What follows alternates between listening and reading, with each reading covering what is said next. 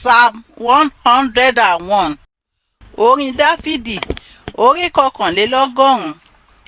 Èmi ó kọrin àánú àti ti ìdájọ́. Olúwa sí ọ ni èmi ó máa kọrin ìyìn. Èmi ó máa rin ìrìn mi pẹ̀lú ọgbọ́n ní ọ̀nà pípé.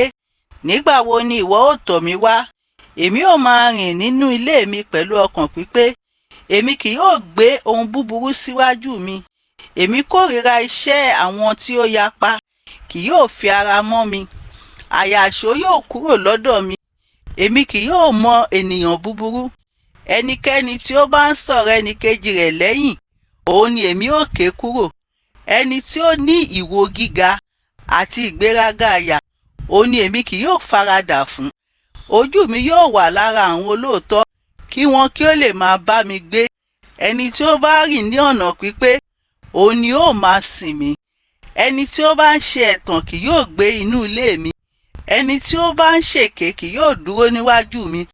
Lójoojúmọ́ ni èmi ó máa run gbogbo ènìyàn búburú ilẹ̀ náà, kí èmi kí ó lè ké gbogbo olùṣe búburú kúrò ní ìlú Olúwa. Àmín.